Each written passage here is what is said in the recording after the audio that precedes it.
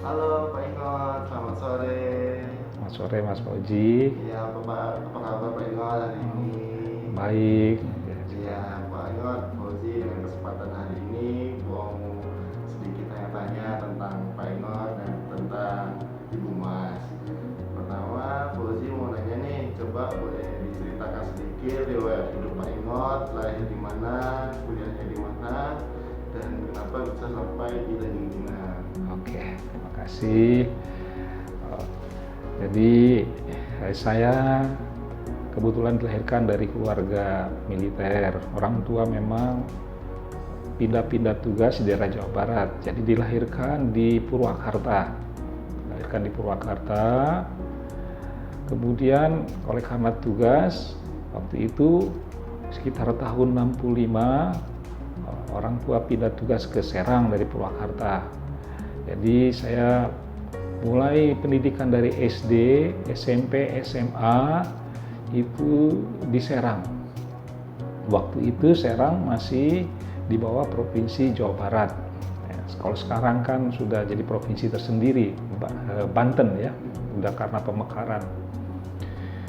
Kemudian setelah tamat SMA tahun 77 melanjutkan ikut testing, saya sangat beruntung sekali saya bisa langsung masuk waktu itu ke Fakultas Kedokteran Universitas Indonesia di Jakarta. Jadi saya mulai ikut perkuliahan tahun 1978 di FKUI di Jakarta, kemudian selesai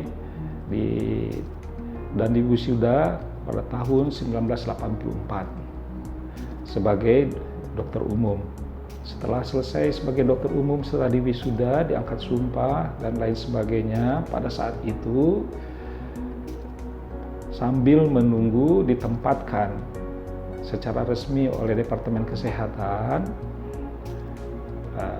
saya bekerja di Rumah Sakit PMI Bogor, kemudian juga pernah sebagai dokter lepas pantai di Pertamina.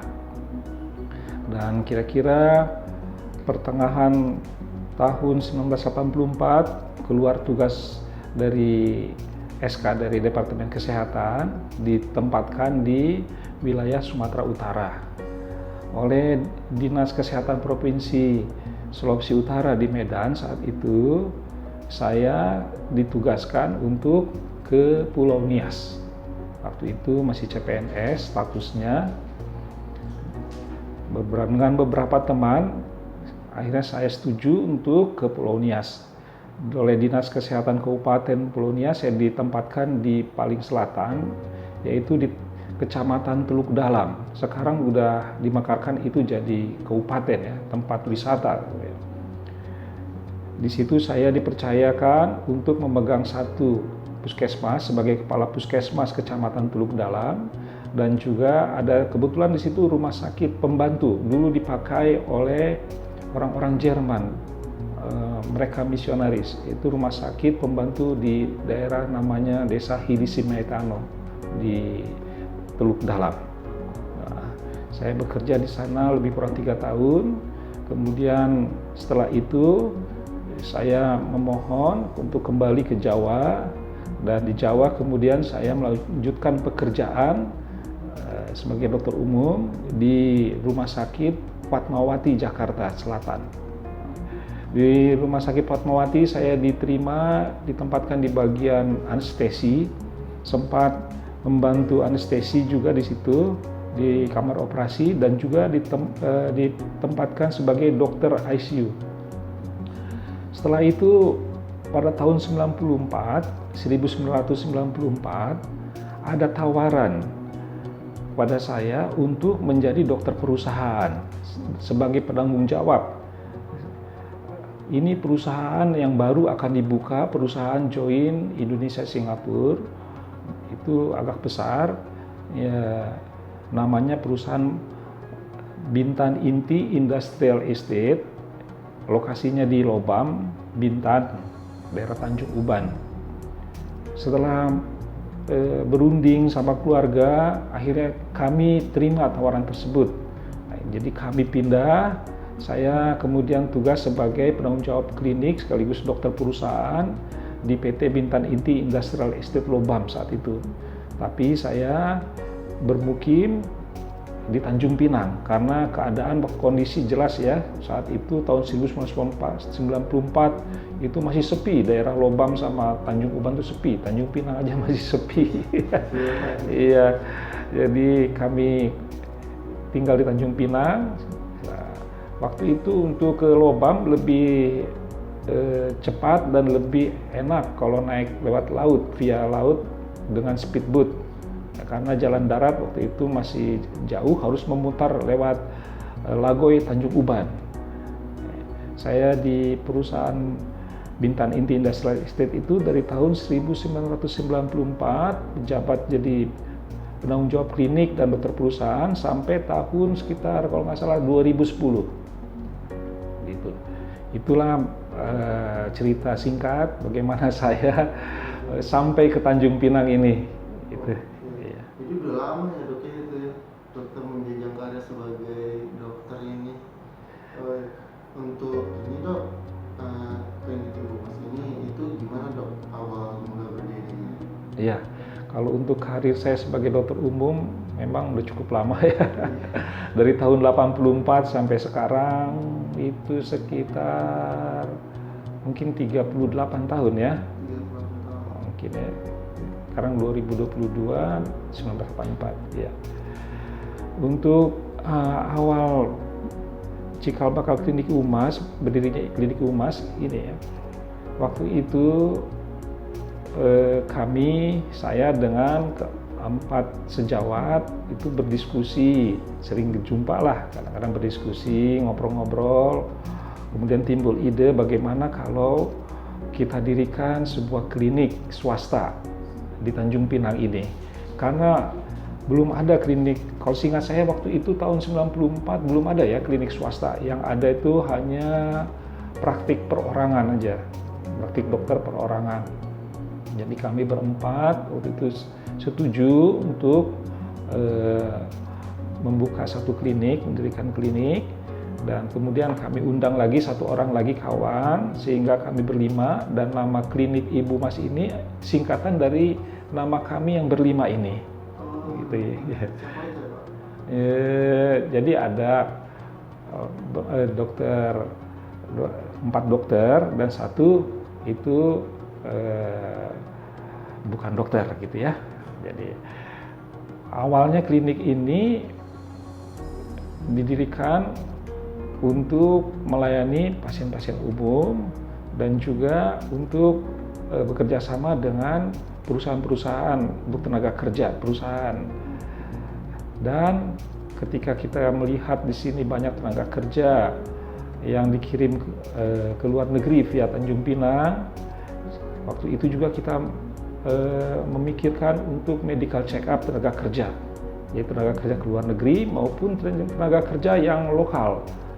Seperti waktu itu di Lagoy, karena mereka juga butuh medical check up yang mumpuni gitu, yang ada syarat-syarat khususnya gitu.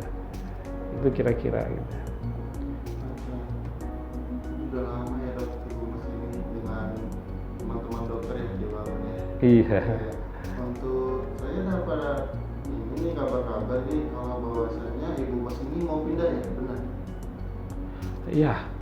Jadi rencananya gini, seiring dengan perkembangan kita yang cukup pesat juga lah di Tanjung Pinang ini, bisa dikatakan perkembangan lingkungan di tempat lokasi klinik, dan juga untuk kenyamanan bekerja para semua staf yang bekerja, dan khususnya pasien dan keluarganya ya, karena akses masuk ke klinik UMAS ini juga udah mulai kelihatan agak sulit, dan terutama tempat parkirnya. Jadi kami sudah merencanakan untuk pindah tempat lokasi, sudah ada yang akan dituju, yaitu di Jalan Hanglekir dekat dengan klinik Al-Rasya tempat itu. Nah ini sekarang sedang kami jajaki untuk pindah klinik untuk kenyamanan kita yang bekerja di klinik UMAS, terlebih lagi pasien dan keluarganya. Gitu. Nah, pertanyaan terakhir dok, ada nggak untuk pesan-pesan terakhir untuk para dokter dan untuk masyarakat yang umumnya yang sedang berobat? Ya, terima kasih.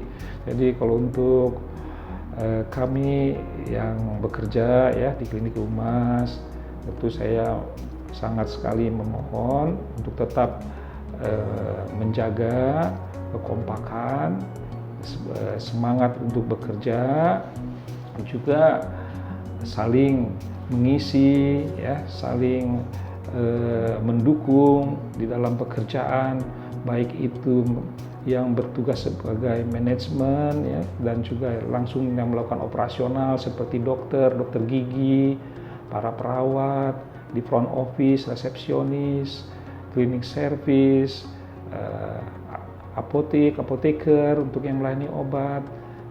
Kiranya dapat kita bekerja dengan semangat dan ramah terhadap pelanggan ataupun pengguna jasa pasien. Karena kita tahu ya mereka adalah orang sakit, ya tentu butuh kenyamanan, gitu ya. Tingkatkan selalu etika kerja kita supaya ini menjadi ladang amal kita juga lah, gitu ya. Selain tempat kita untuk berusaha dan juga untuk pasien tentu atau pengguna jasa di Klinik Umas, saya mengucapkan banyak terima kasih atas kepercayaannya. Mohon dukungan terus, dan kami juga harapkan masukan ataupun usulan yang sifatnya membangun terhadap klinik ini, sehingga kelancaran pelayanan dan kenyamanan pelayanan kami terhadap pengguna jasa ini betul-betul dapat dirasakan untuk menambah semangat dan juga supaya kita semua itu merasa nyaman di dalam saling melayani, gitu ya. Jadi itu kuncinya, jangan segan-segan kalau ada yang diusulkan perbaikan ataupun apapun yang dilihat kurang dari Klinik Umas, mohon masukannya, itu menjadi nilai tambah bagi kami. Kami akan evaluasi dan kami akan perbaiki apa yang kira-kira menjadi kekurangan kami. Jadi sekali lagi terima kasih untuk kepercayaan para pelanggan di Klinik Umas ini. Gitu.